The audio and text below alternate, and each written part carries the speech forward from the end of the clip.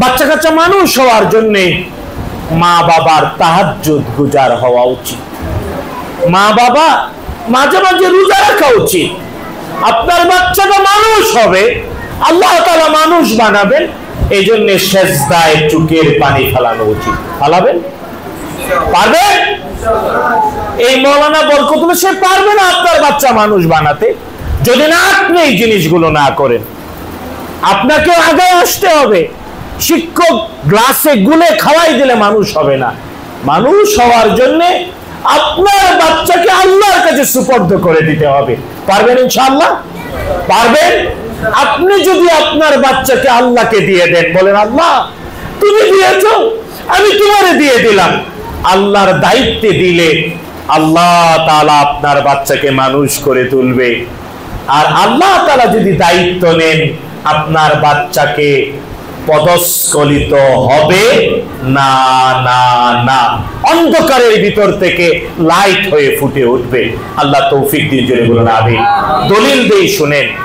আপনারা সূরাতুল কাহফ জুমার দিনে পড়েন তো? কি পড়েননি মা বোনরা? আওয়াজ মানে কম, অভ্যাস করবেন। পড়বেন ইনশাআল্লাহ? হাত তুলে বলেন পড়বো ইনশাআল্লাহ। আরে না, আমল করতে হবে। খালি খালি মাদ্রাসায় হুজুরদের কান্দে ছাত্র তুলে দিলে হবে না, হ্যাঁ, নিজেরা আমল করতে হবে।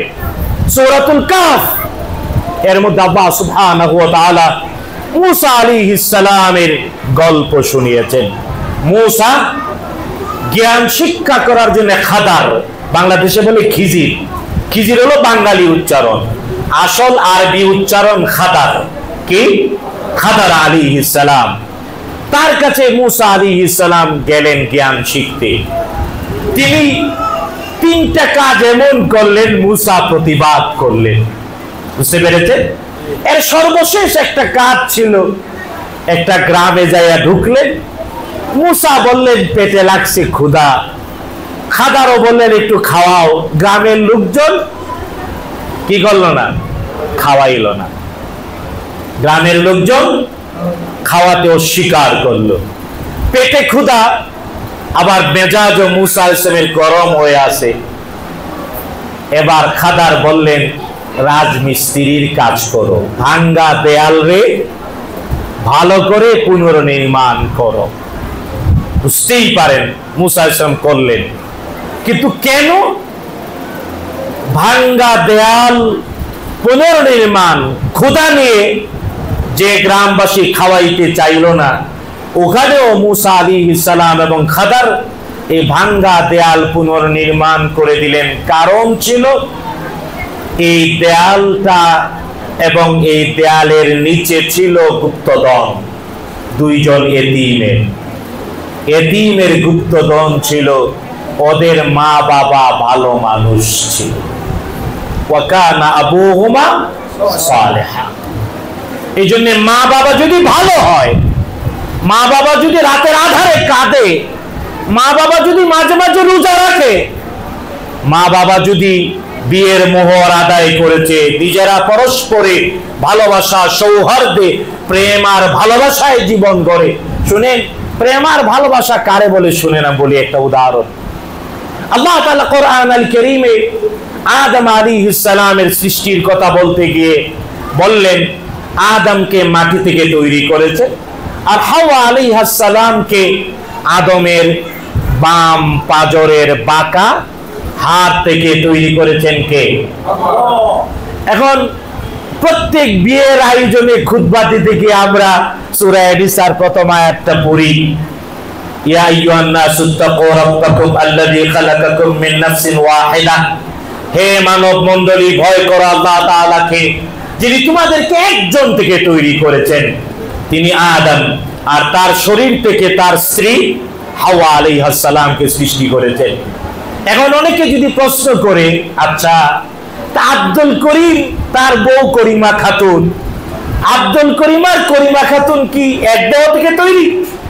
হ্যাঁ, এটাও আল্লাহ তাআলা স্পষ্ট করে 30 নম্বর সূরা সূরা রুমে 21 নম্বর আয়াতে বলে দিয়েছেন, ওয়া মিন আয়াতিহি আন খালাকা লাকুম মিন আনফুসিকুম আজওয়াজা লিতাসকুনু ইলাইহা ওয়াজআলা বাইনাকুম মাওয়াদ্দাতান ওয়া রাহমা। আল্লাহ তাআলা প্রত্যেকটি পুরুষ, প্রত্যেকটি নারী অর্থাৎ স্বামী আর স্ত্রী প্রত্যেককে অ্যাড্রেস করে বলেছেন স্বামী আর স্ত্রী দুইজনে একজন। প্রত্যেক স্বামী থেকে তার স্ত্রী, স্ত্রী থেকে স্বামী, দুইজনে কি কইলেন না তো, দুইজনে। এই জন্য শুনেন, আমি সেই 93-94-তে আল আজহার বিশ্ববিদ্যালয়ে আমি অনার্স পড়েছি, 93-94। তা আমাদেরকে তাফসীর পড়াতেন সৈয়দ তন্তাওয়াবি, পৃথিবীর 4-5 জন বড় আলেমদের একজন, মারা গেছেন, শাইখুল আজহার, বিখ্যাত তাফসীর আল ওয়াসিত লিখেছেন। তো স্যার আমাদেরকে আয়াতের তাফসীর পড়াতে গিয়ে আমাদেরকে নসিহত করেছিলেন, শুন, তোরা তোদের বউকে তুমি বলবে না, আমি বলবি, হে আমি, কারণ তোর বউ তো তোর শরীরের অংশ। এটা হাসতেছে এই লোক। আজকে বাড়ি, এখানে বেগম সাহেব আসেনি, নাই, বাইচে গেছে। আচ্ছা, বাড়ি যাইয়া তুমি বলবেন না, বলবেন হে আমি, পারবেন?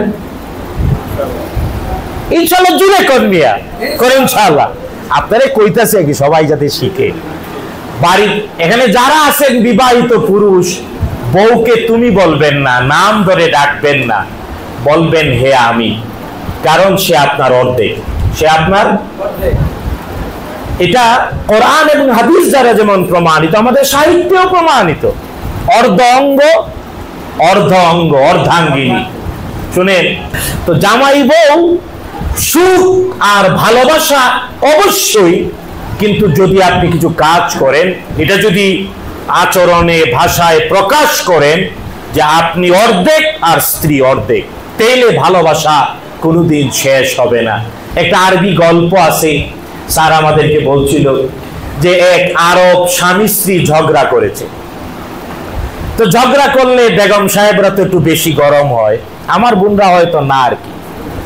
তো আরব মহিলারা গরম হয়, তো গরমের চোটে পুরুষ আর ঘরে থাকতে পারে নাই, বের হয়ে গেছে।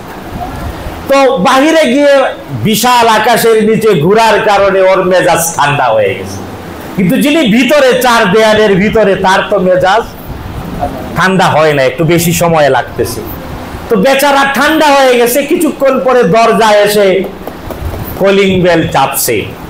তো ভিতর থেকে কইছে কে? তো বাহির থেকে কইছে আমি। তো ভিতর থেকে কইছে তুমি কে, চিনি না, যাও, কারণ মেজাজ তো গরম। তো হেও বুঝছে আমার ঠান্ডা হয়েছে, হের তো ঠান্ডা হয় নাই, তো এমন ট্যাবলেট দিতে হইব যাতে ঠান্ডা হয়। তার অনেকক্ষণ ঘোরাঘুরি করে চিন্তা করে খুঁজে পাইছে কি ট্যাবলেট দেবে। পরক্ষণে এসে দরজায় নক করেছে, ভিতর থেকে বলেছে দরজায় কে, বাহির থেকে বলেছে দরজায় তুমি। দরজায় মিথ্যা কথা কইছে, আর মিথ্যা কথা কইছে, পাবলিক বুঝছে নি মিয়া। হ্যাঁ, দরজায় কে? পাগল হয়ে দরজা খুলে বলেছে ঢুকো হে আমি, ঢুকো হে। পারবেন? বাচ্চা কাচ্চা মানুষ হওয়ার পূর্ব শর্ত স্বামী স্ত্রীর ভালোবাসা, বিবাহের বন্ধনের সঠিক শরীর পদ্ধতি। আর হ্যাঁ, অবশ্যই বাবা মা ভালো হওয়া, কারণ মা যদি বেপরদায় চলে, বাবা যদি অসভ্য হয়, বাবা যদি ঘুষখোর সুদখোর হয়, মা যদি সুদ আর ঘুষের টাকায় শাড়ি আর মাছের পেটি খাওয়ার বাজার করার চিন্তায় থাকে, ওর বাচ্চা কোনোদিন মানুষ হবে না। এই দারুল মাকাম গ্লাসে গুইলা খাওয়াই দিলে হবে না, হবে? হ্যাঁ, কিন্তু সব আমি দলিল দিয়েছি কিন্তু বারবার,